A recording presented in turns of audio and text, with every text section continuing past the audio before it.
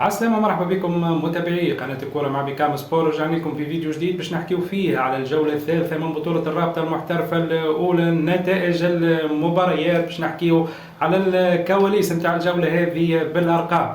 أكثر تفاصيل باش تلقاو معنا في الفيديو. تابعونا للآخر، ما تنساوش الاشتراك في القناة وتفعيل جرس التنبيهات باش يوصلكم كل جديد. نبداو بنتائج الجولة الثالثة من بطولة الرابطة المحترفة الأولى. مستقبل سليمان الملعب التونسي، نهاية المباراة على نتيجة التعادل السلبي. اتحاد بن قردان النجم الساحلي التعادل السلبي. الترجي الرياضي التونسي يفوز على شبيبة القيروانية ب4-0. مستقبل قابس يفوز على مستقبل المرسى 2-1. شبيبة العمران يحقق فوز جديد على النادي البنزرتي 1-0. الاتحاد المونستيري يحقق فوز كذلك على الأولمبي الباجي 2-0. النجم المتلوي يحقق فوز على النادي الصفاقسي 2-1. والترجي جرجيس في قمة الجولة يفوز على النادي الإفريقي في رادس بالذات. أرقام الجولة: تم تسجيل 16 هدف. أعرض نتيجة: الترجي الرياضي التونسي ضد الشبيبة القيروانية 4-0. الترجي الفريق الوحيد اللي فاز خارج الديار. إليكم متابعينا الكرام الترتيب: الترجي جرجيس 9 نقاط في المرتبة الأولى، النجم المتلوي في المرتبة الثانية ب7 نقاط، شبيبة العمران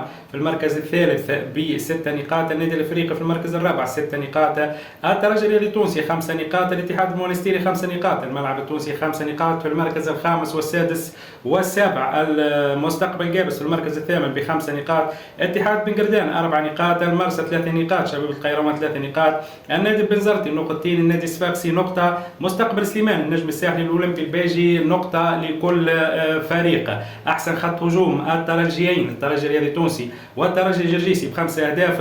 أضعف خط دفاع النادي الصفاقسي وشبيبة القيروان بقبولهم 5 أهداف. هدافي البطولة: مؤمن الرحماني ترجي الجرجيس 3 أهداف، أحمد ولد باهي نجم المتلوي 3 أهداف، ويوسف العبدلي 2 أهداف مع الاتحاد المونستيري. يوسف البلالي أكثر لاعبين تمريرات حاسمة ب2 تمريرات. ملخص الجولة إذا متابعينا الكرام: الترجي الجرجيس يواصل انطلاقته الجيدة والمتميزة في البطولة 3-3، يحقق فوز كبير وصعب جدا على النادي الإفريقي أمام جماهيره.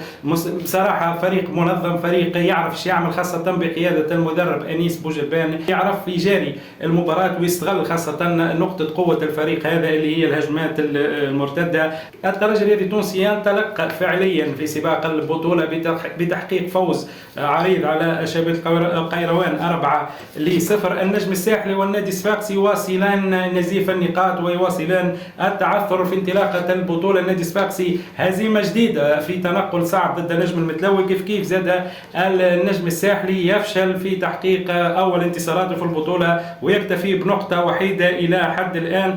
عموما البطولة التونسية بداية مشوقة، بداية مثيرة، فما نتائج متميزة لبعض الفرق الصغرى بين ظفرين. نحكيو على نجم المتلوي اللي نلقاوه ب7 نقاط في المركز الثاني، كيف زاد شبيبة العمران 6 نقاط من 3 جولات.